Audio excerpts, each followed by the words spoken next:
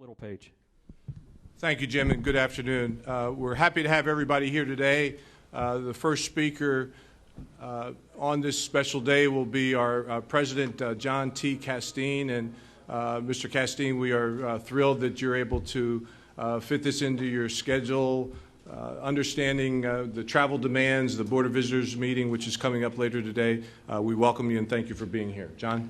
Thank you, Craig. As you know, we have gathered today to welcome Coach Tony Bennett and his family to our university community.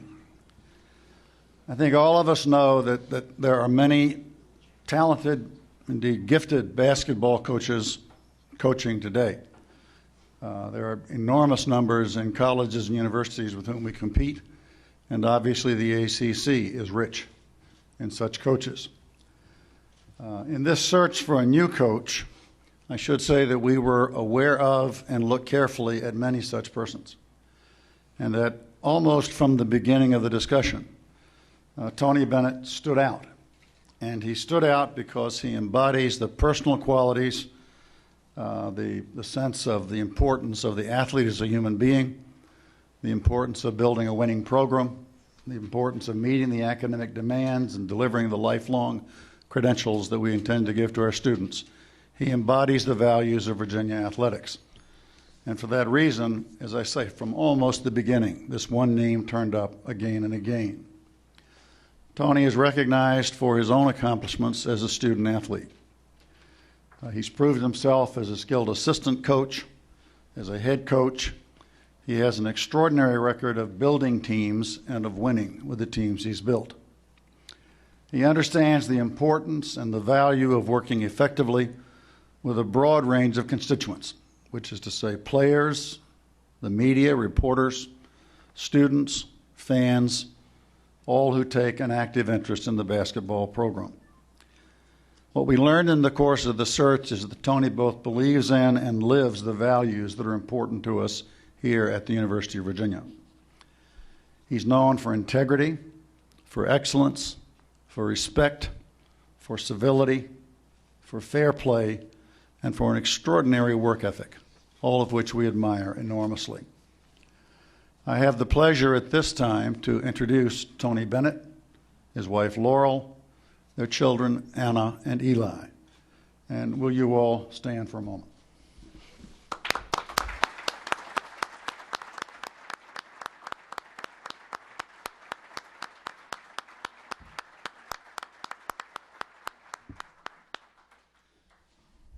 This is a time of transition.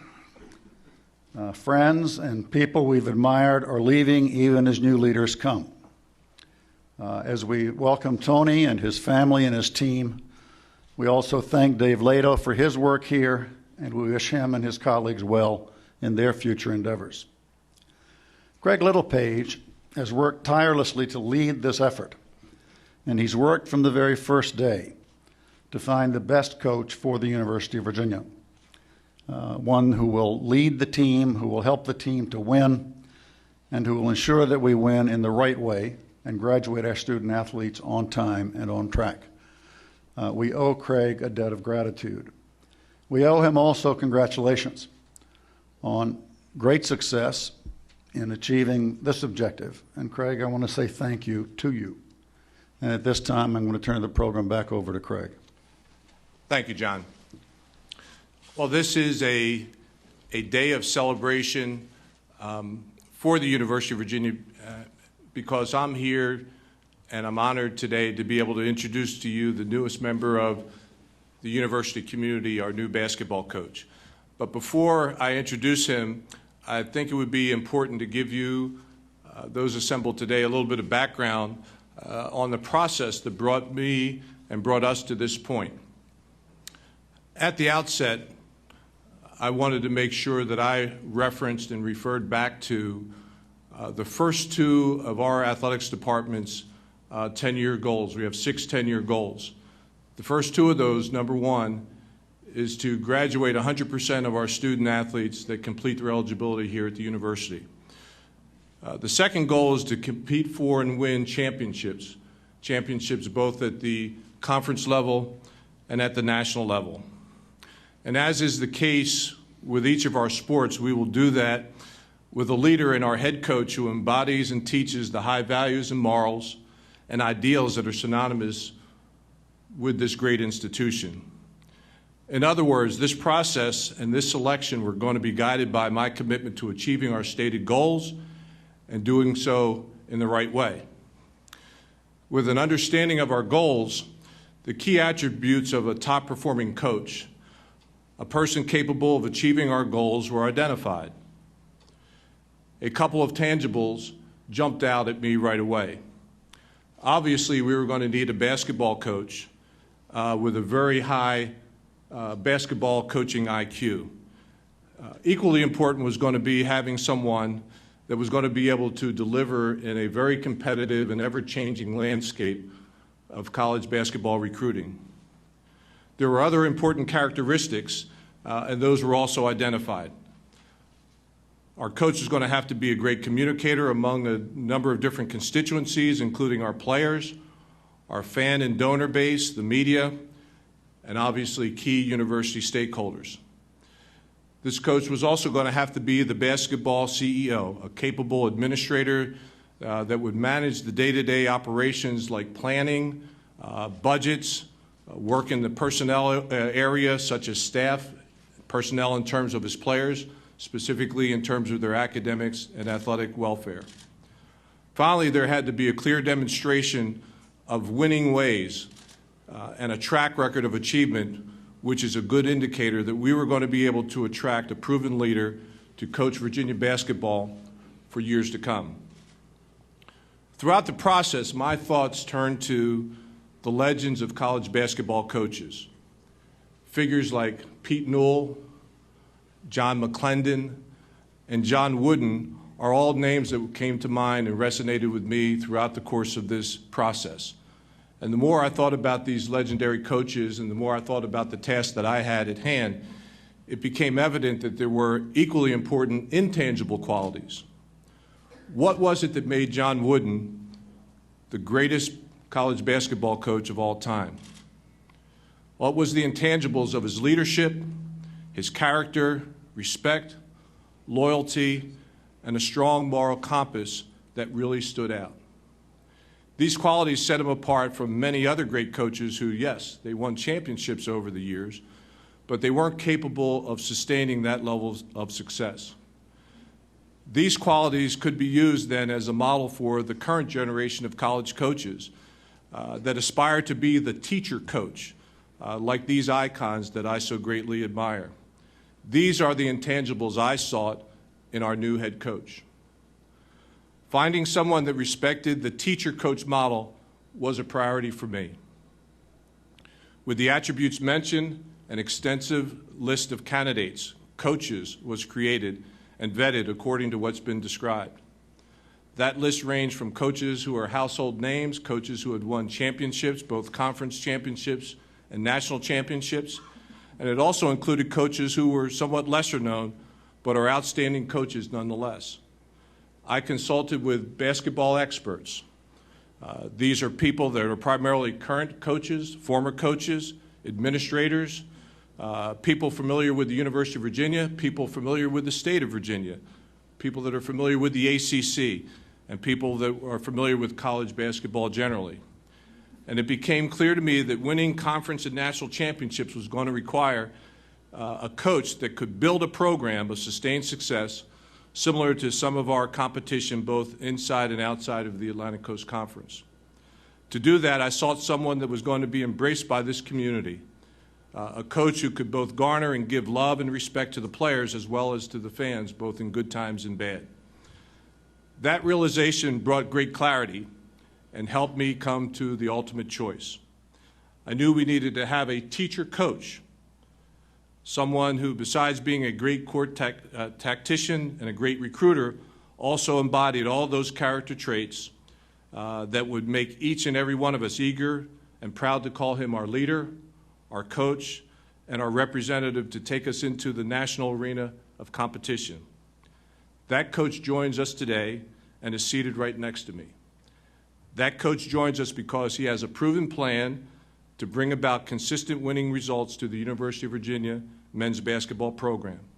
And at this time, I'd like to introduce my pick, the #1 pick, and the future of Virginia basketball, the 2007 National AP Coach of the Year, Mr. Tony Bennett, and also his wife Laurel, his daughter Anna, and son Eli that you've already met before. Let's have a round of applause for the Bennett family, please. Congratulations.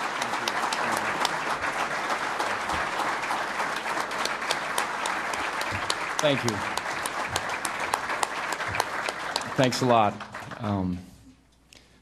I came here to build a great team, but more importantly, I came here to build a program that lasts.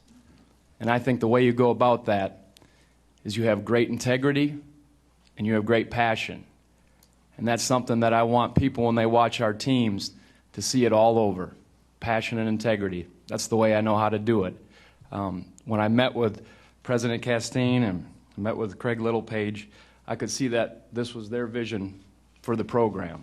And as I thought about it, everything is in place here at the University of Virginia.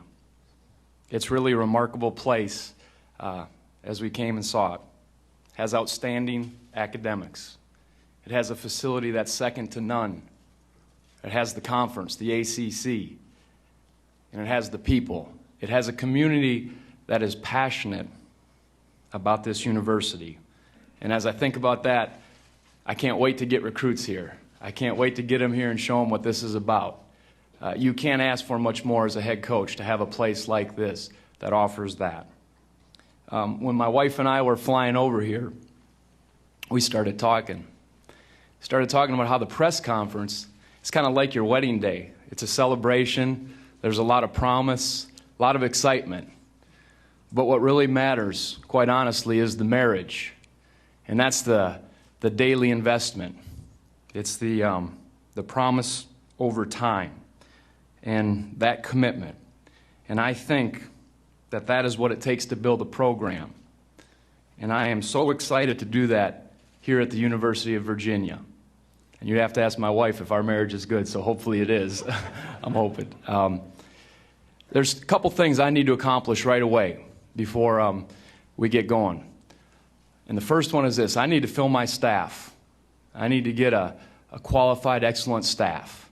They got to be able to recruit, have to have ties in this area, in this talent-rich state, have to be able to coach, and they have to be able to really develop and make sure that it's a student-athlete experience, that one is that they'll never forget. I want guys like that. I think I may have hit a home run. I've got a guy I'm pursuing, and I think it's going to happen. His name's Richie McKay. He's been the head coach at Liberty for 2 years, and he's been a head coach in the Pac-10, a proven recruiter nationally. He's been at Colorado State, and if I can do a good job selling this place, I think we'll get him. So I'm excited about that, and that speaks volumes for a coach to make a decision like that, if he does, about this place. So that means a lot. The second thing I need to do is talk with the recruits that have signed their national letter of intents. There's 2 players out there, and I've already talked to them on the phone, and I'm going to visit one tonight, and I'll visit the other one later, and just sell what this has to offer. They need to meet me, and they need to know what I stand for. So that's significant. Before I answer any questions, I'm sure there's going to be a lot of them, I do want to thank some people. It's real important to me. And the first one I'd like to thank is President Castine for this opportunity, and certainly Craig Littlepage, who gave me a chance, has given me a chance, and believes in me. That's huge to know that. John Oliver, thank you. When my wife and I flew here and visited, which was really under the radar. Actually, it was impressive that nobody got wind of that. We were around, and they did an unbelievable job of selling this place. Again, it's not too hard, but they painted a picture for us. They shared with us the expectations that were just real. So I'd like to thank them for that. Certainly, I have to thank my wife. She's been so supportive. It's not easy to be married to a coach. and to want to come all the way across the country and pick up and leave. I thank her so much for her support. She's the best. And she cooks some mean red beans and rice, too. She's from Baton Rouge, Louisiana. I want to make mention of my son, Eli, who's here. It's good to see him. He looks good in that T-shirt. My daughter, Anna. We were really worried about that. My daughter she's 8 years old, and my son is 6. And we thought Anna was going to be the one who wasn't sure about coming, but when we told her we're going to the University of Virginia, she said, "I'll be sad, Dad," but she said, "Can I get a bigger room?" I said, "Sure."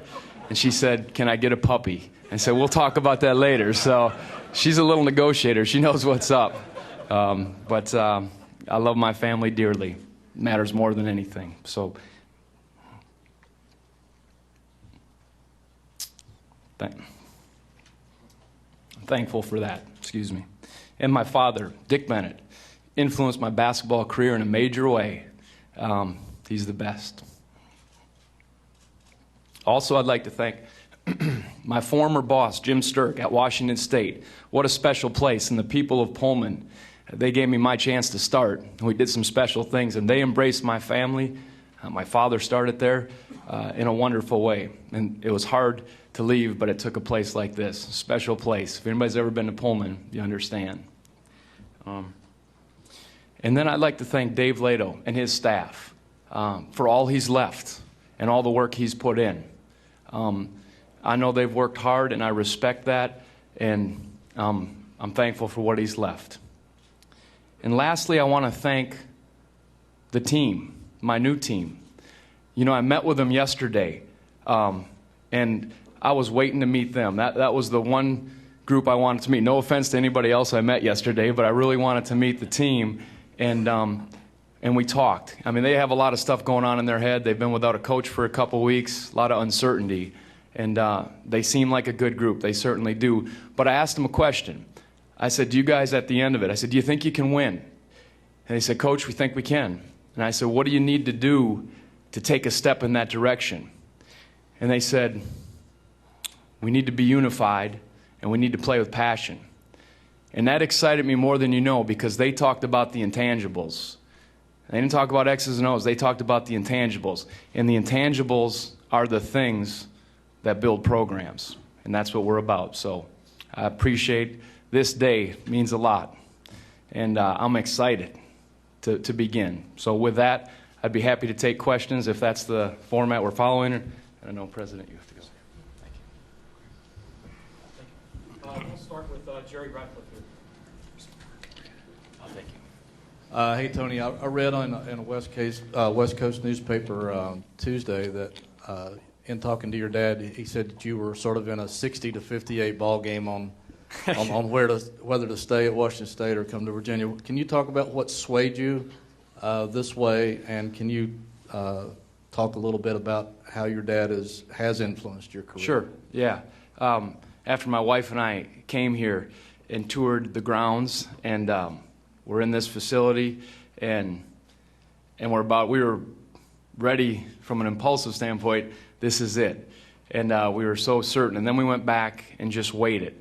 And then you have to think about the things that are hard, talking to your team that you have recruited, saying goodbye to the people who gave you your first chance. And that was hard, and it just took some time. But as we kind of stripped everything away, we really felt led in this direction. There really was a peace about it. And so it's just not many places could have pulled me out of Washington State at this point in my career. But as President said, this fits. This fits. It's what I believe. It's a place where I think wonderful things can happen. And I saw what Mike Montgomery has done at Stanford. And I think the kind of student athletes you can get in here are going to be the fun kind to coach. So that was kind of the decision. I don't know if it was 60-58. It might have been a little bigger. But as far as my father, having played for him and then coached under him, got to be part of his magical run to the Final Four, huge influence. And, you know, I sought his counsel, and he didn't push either way. He let me make the decision, but after I told him, actually the way he found out was after a round of golf, and he said he was with 15 of his buddies because I couldn't get a hold of them. It all happened fast. And he was sitting at the bar, and across the ESPN, he saw it, and he said he let out a big yell, and he said, and you cost me around to 15 guys a drink. So that's how he found out about it. But he said he was so excited. And he said this is a wonderful situation. The opportunity is there. So huge influence, though, and influenced many great coaches. So that's his influence, and I hope to get him out here because I know there's a lot of great golf courses, and he's a huge golfer. You've spent most of your life in the Midwest and in the West. Did you have reservations about coming to a part of the country where you hadn't worked and weren't as familiar with, and how steep is your learning curve now in that area? Well, you know, having been in the Midwest, then going all the way out to Pullman, Washington. Actually, I played and coached overseas. I've been there, and my experience, I played with the Charlotte Hornets the 3 years, 92 to 95. I have a little bit of familiarity with this part, but the key to that is, first of all, picking an institution that sells itself, and that's huge. So many people want a chance like this, and I'm fortunate to get it. And then you surround yourself with a staff, and a staff that has ties here, at least one guy does, that can recruit and build relationships and go get kids. And I think when you find the right staff and you do it that way, you don't have to worry. And that's what we're going to do. We're going to work like crazy to develop the relationships. We're going to have people on our staff that already have them, and then you have this place to sell. So what more could you ask for? So that wasn't a huge issue as far as coming to an unknown. It's just a great opportunity. Again, if you can introduce yourself and your association, that would be helpful. Mike. Hey, this is Whitey with the Daily Progress. How's it going, Coach? Good. Glad to have you here. I guess reportedly in the past you've turned down some other high-profile jobs. I was wondering what specifically, appealed to you about Virginia that where maybe in the past didn't feel like you were ready to move on yet? Well, the timing is everything, and not many jobs this year, last year, whatever, make me think of leaving a place that is very unique and very special in Washington State. It would take something like this, and as I mentioned in my remarks, what's so special about this? And there are very few that would, and I thought this was an opportunity that was right. And I think fit is kind of what my wife and I felt as we talked about it and prayed through it. So that's why I'm here. Tony, Doug Dowdy with the Roanoke Times. When you first heard that this job was open, did you think it was something you might want to be involved in, or was it only later? Well, when I heard that it was open, I think, boy, Virginia. I mean, it has such a reputation in all the right ways, and I got word through a friend of mine that there might be an interest in me. Otherwise, I hadn't really thought about it, just like that's a good job. And when that happened, immediately something stirred inside. And then when they asked for permission to contact my athletic director, and then we talked, it was pretty strong. So once they made the initiative to contact me, I really wanted to listen, and not to anybody else, but to Virginia. Tony Hank Kurz with the Associated Press. There's been a couple of pretty good coaches here in the last 10 years, and I think with the challenges of academics and the ACC and all that stuff, some way or another they weren't able to make it work. How much trepidation does that give you, and what kind of consideration do you have to put into your program that may be different than what you did in Washington State to kind of make it work here? Right. Well, I look at a Mike Montgomery, as I mentioned, at Stanford, and I know there have been tremendous coaches here. But if you're a competitor, you want to challenge yourself against the best, and that's a desire. And you got to do it your way. You can look at what things worked here, but there's a style and a system and things that you do, and it's certainly a great challenge. And when I sat down with Craig, I said, tell me the realistic goals, the expectations, and he laid it out pretty clearly, and I was comfortable with that, and that's why I accepted it. But I think you can do it in the way that I'm comfortable with here, and that will be the test over time. Ed Miller with the Virginian Pilot in Norfolk. I saw you guys play in Greensboro last year, and you gave a a rather spirited defense or explanation of the way you play, and some people had called it boring, and you said it was a system that enabled you guys at Washington State, you know, to compete on the highest level. And would you expect to bring that here, and would you expect that maybe you could get a little better talent here, and how would that kind of jive with what you want to do? Well, I think every coach, you look at your personnel and you adjust and you see what you can get in. But you look at what I've always been taught, and the way I look at it is you better play in a way that gives you a chance to compete with the best. And if that system or style can't do that, then you need to adjust. But certainly you look at your personnel and make adjustments. Having played in the NBA, having coached under different coaches, you do that. And there's an opportunity here to get, I think, the right kind of kids. But all I know is X's and O's aside, toughness and soundness need to be present. And you have to be able to play in the half court offensively, and you have to be able to run opportunistically and get out and go, and you better be able to defend, and you better be able to execute. But I think you have to adjust and look, and I'm looking forward to working with some of the guys we're going to be able to recruit now, and hopefully some of the players in this program. I think it'll be exciting.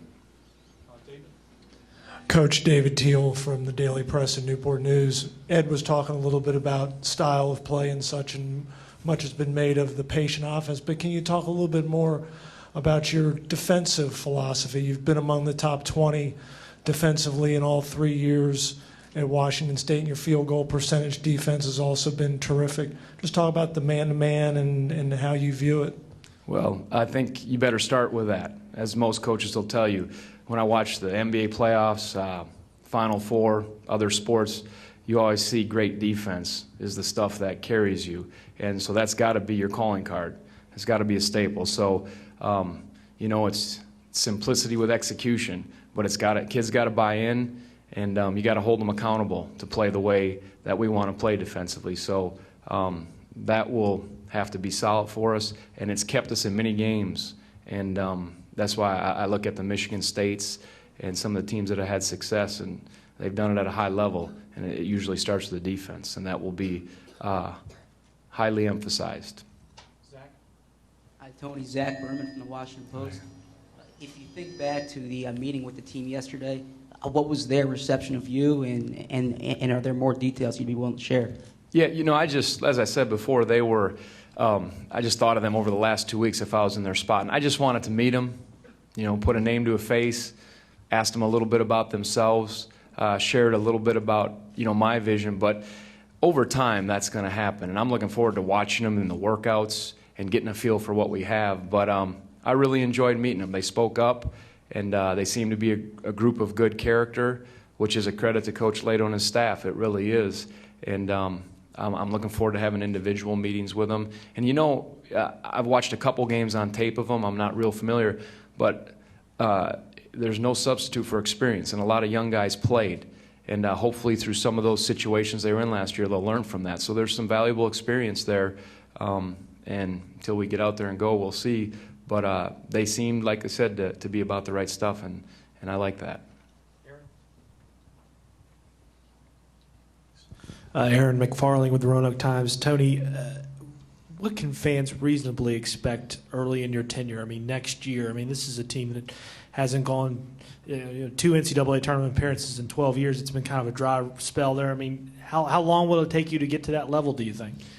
You know, I think in your first year you got to figure stuff out, but it's more qualitative to me than quantitative. I can't tell you how far we'll get, this or that. I need to find out, but I just want them to have quality. I want them to, you know, represent the things that are important to us and compete like crazy. And I'd be lying if I could tell you, well, this is how many games we won last year, hopefully we improve.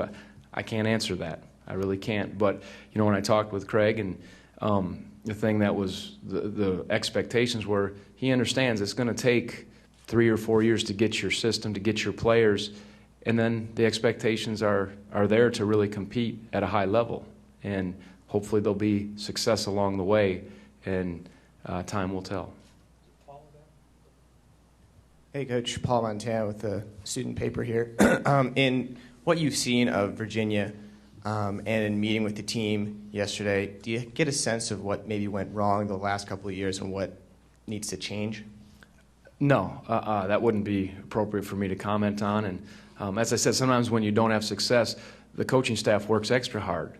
But a tremendous year 3 years ago to share for an ACC title. But I couldn't say that. But I know hopefully there's some valuable experience that's been gained in the last couple of years.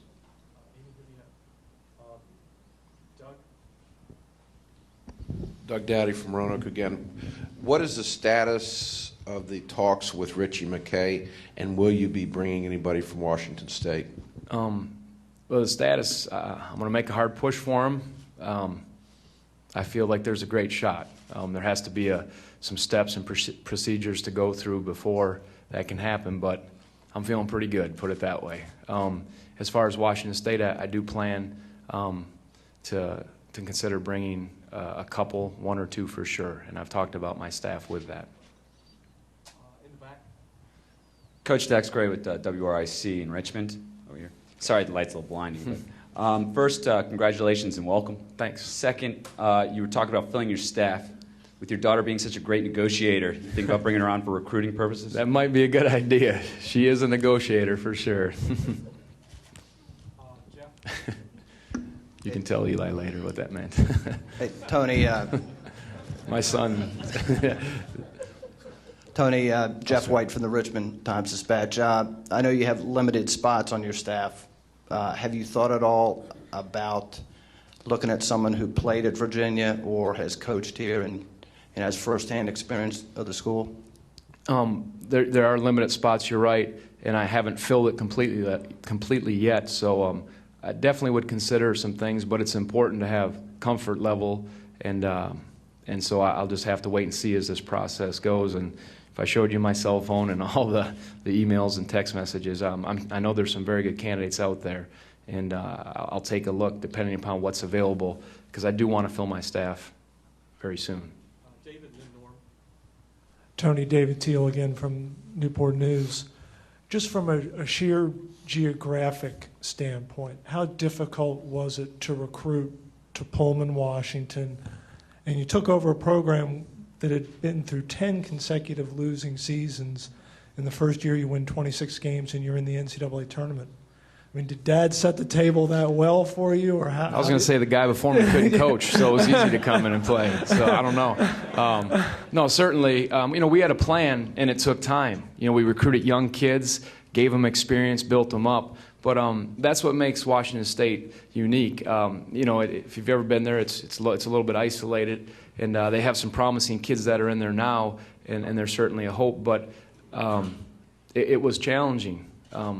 But I think what we had was kids that had been through the system and were upperclassmen when I took over, and really bought in and played at a high level and in a very good league.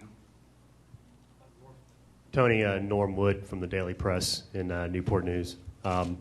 You said that once you get here and sort of get established, you'll make evaluations on how you need to adjust your style to compete in the ACC, but you said you're going to talk to the two guys that are already signed here.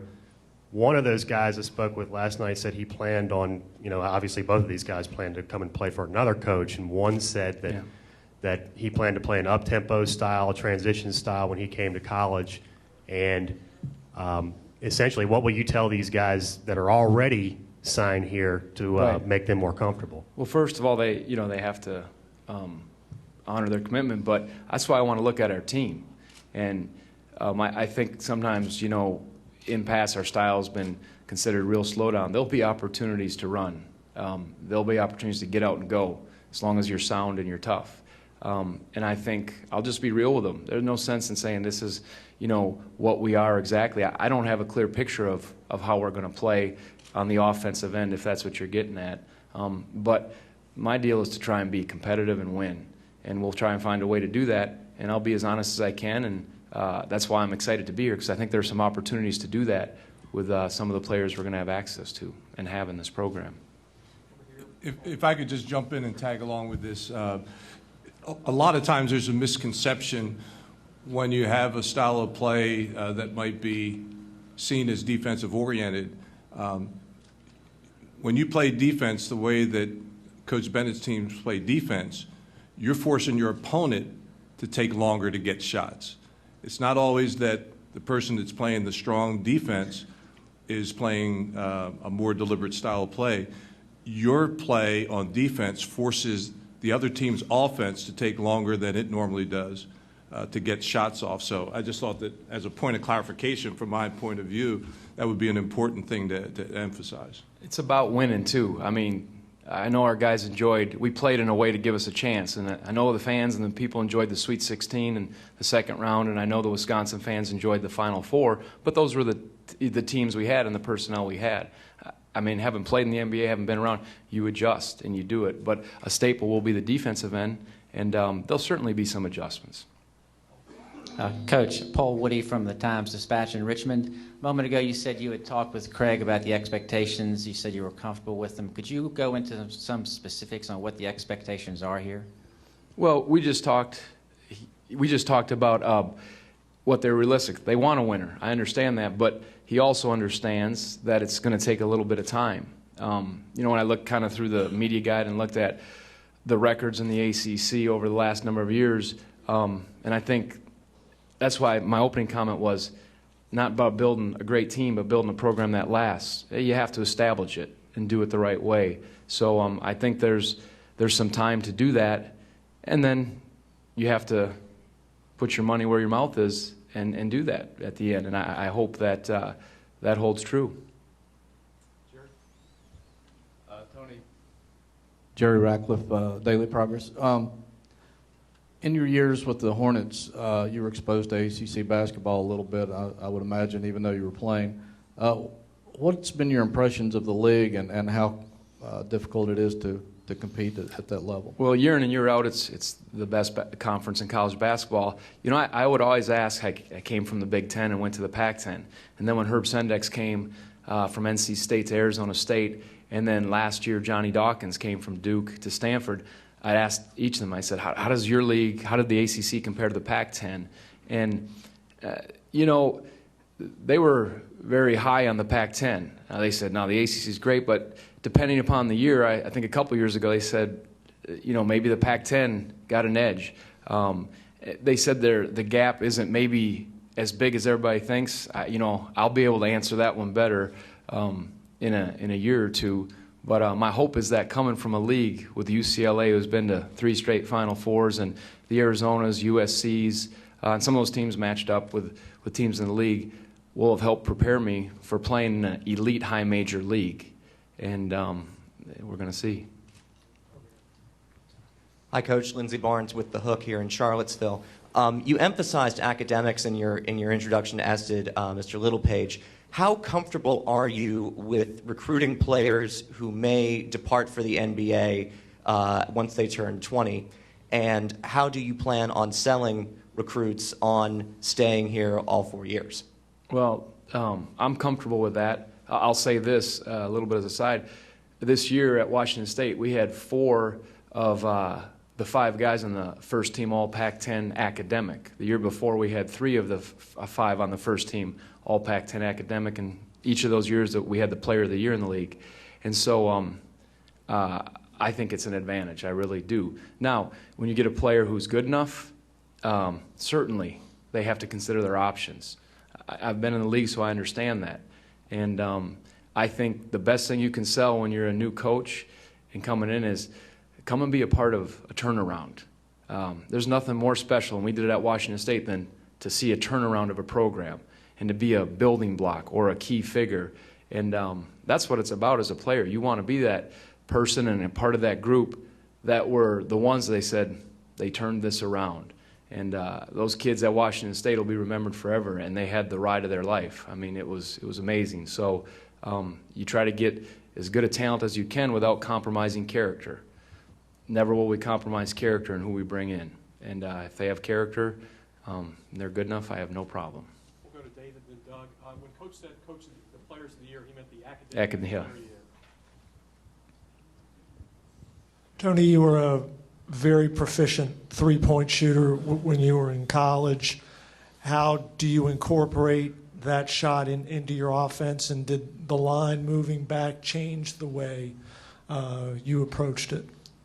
Not really. I think the line, I saw more guys shoot long twos last year than ever before. I don't know if the percentages dropped that much, but they say sometimes recruit to shoot, and you have to have guys who can stretch the defense, opens up things inside, and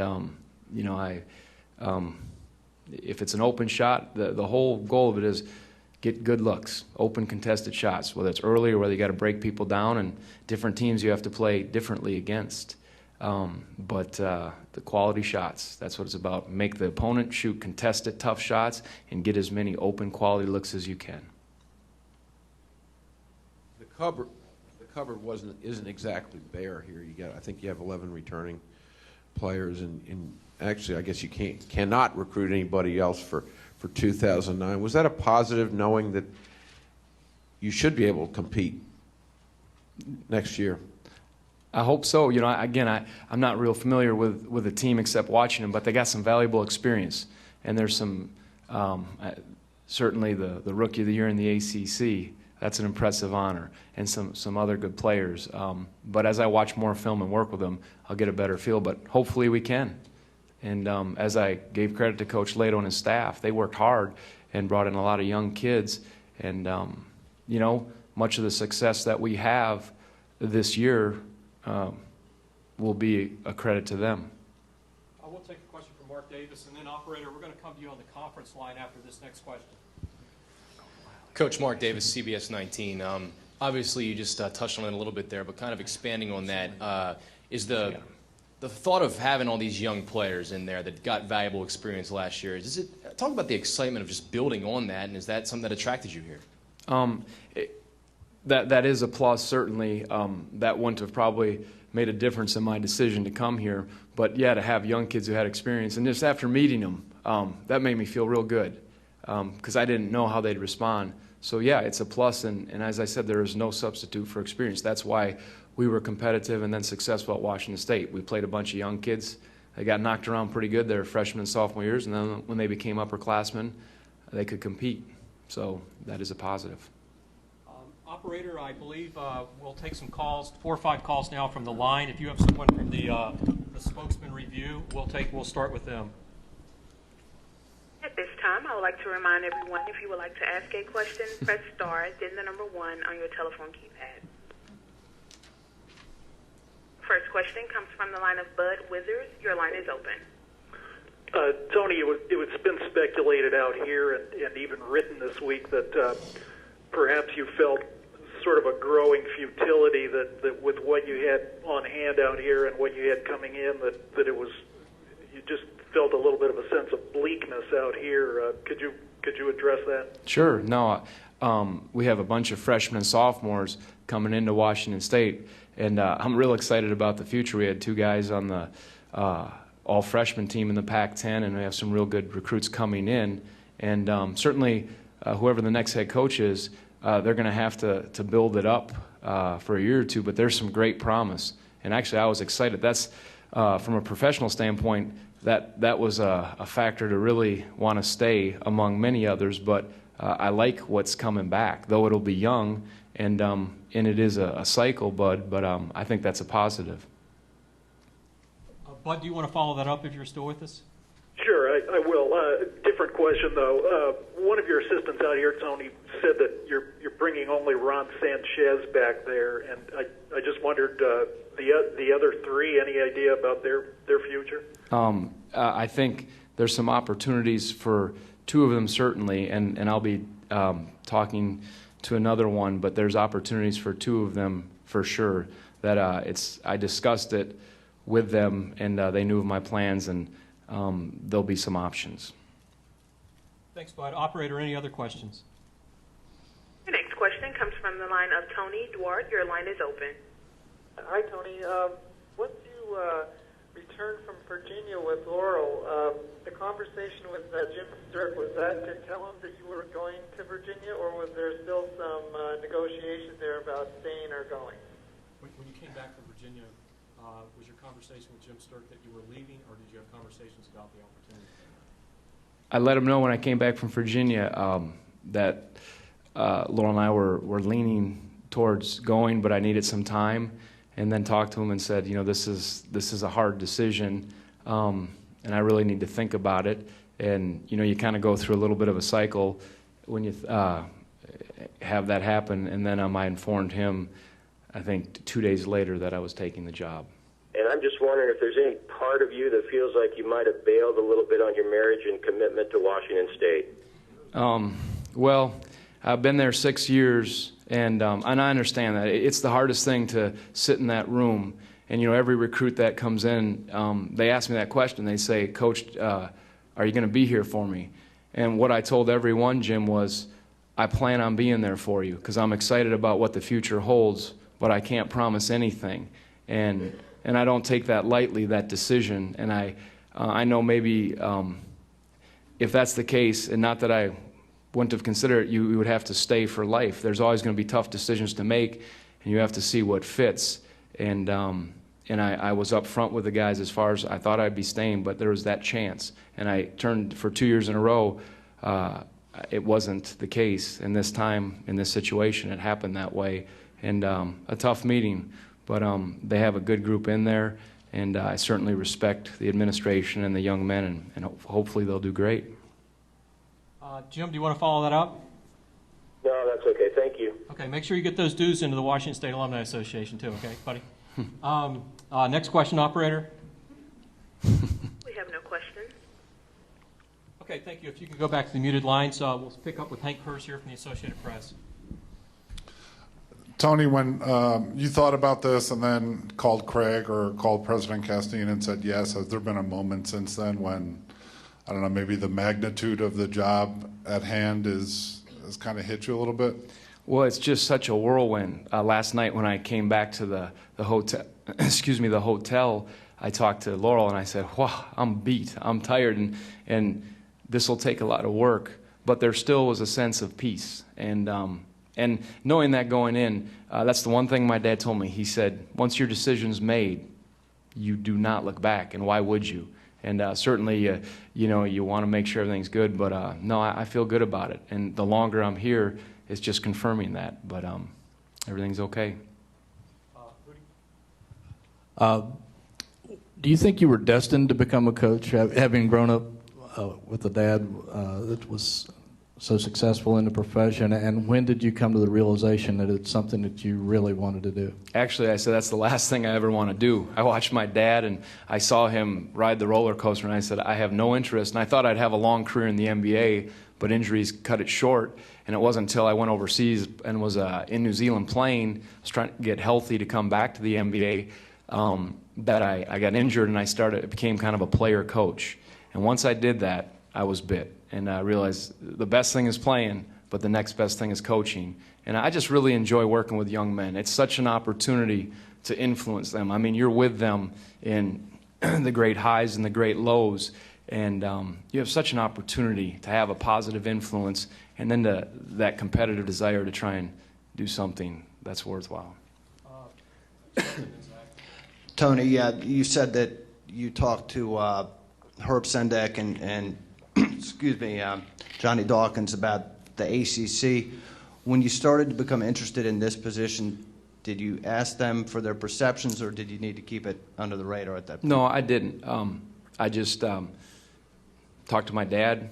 That was really it. I saw what I needed to see, and I didn't need to consult anybody else, and that was really it. And my wife, of course, we talked all the time. Zach and then A question for Craig. The process took about 2 weeks. Did you have a timetable on it, and can you speak to the first 10 or so days of the process? There was not a timetable as such. I would say that the first couple days after Dave's situation unfolded, it was basically putting research together and getting things lined up that would give us a sense of what the model was, what was important to us, who potentially were people that fit that model, and who were the people that could provide us with the information to best assess candidates for the position, et cetera. And if you look back, the University of Arizona position has been open since November. The University of Alabama, which was just filled in the last couple days, was open late January. University of Georgia opened, I believe, in early February. They're still open. We opened a couple weeks ago in March. So we were committed to finding the best coach for the University of Virginia without regard to how long it was going to take. And it just so happened that early on we had somebody in mind whose name is Tony Bennett, and things worked extremely well in terms of his interest, but there wasn't an artificial timetable that we thought we had to get it done by a particular date or anything along those lines. Yeah, Tony, every picture and every newspaper and every website has shown you without a tie. What went into that decision today, and what is your rule on ties? Do you want me to answer that? Ask the boss. That was one of the questions. I don't think I negotiated very well. You know this is a coach's son, okay? He's coachable. That's it. When at Washington State, I asked our AD, asked my wife, I said, is it all right if I don't wear a tie? And I asked our AD at that time, they said, that's your choice. But no, I'm fine wearing it. I wore it as an assistant, and these colors look good. He tied it himself. I did. That's why it's messed up. Lindsay in the back. Hey, Coach. Lindsay Murphy from NBC 29. How would you describe your coaching style? Hopefully one that gives our team a chance to win. I want to be real sound defensively, and I think the simplest way, as I said it before, it hopefully evolves, it adjusts to your personnel, but make your opponent fight to get quality shots and get as many quality looks as you can. And at times we've been patient, times we'll run, and like I said, it's all about personnel, and we'll see where it's at. But I push my guys hard. I do that. And I think that's the only way you get a lot out of your players is you have to push them out of their comfort zone. But in the process, you have to they have to know that you believe in them and that you care for them. And I think intangibles are so valuable. I think that's where you get it done, and that's what we're looking at. I guess I'm wondering, personality-wise, your interactions with the players. Yeah. What kind of person are you? Yeah.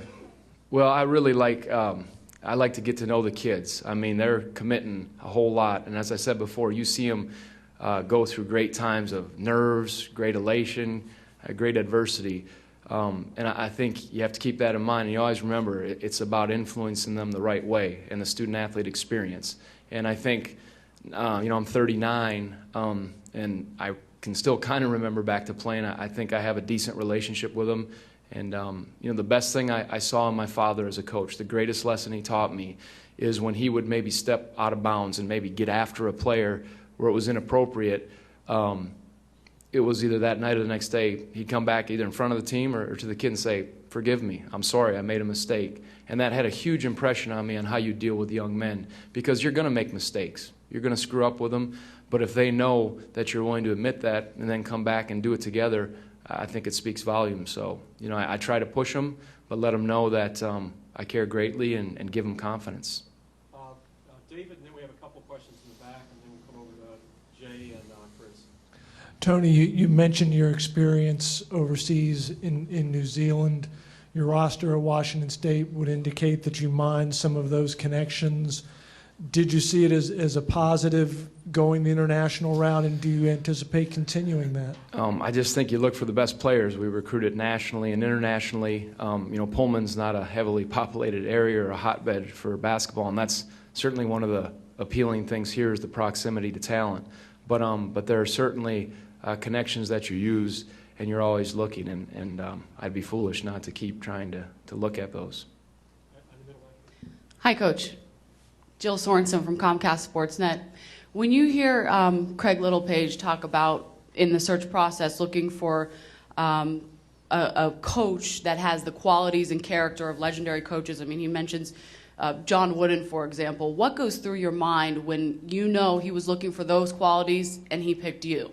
Well, it's an honor, and you know, that's not in that class. Obviously, I don't pretend to be, but I think the intangibles is what he's talking about, and hopefully I have a good start on him.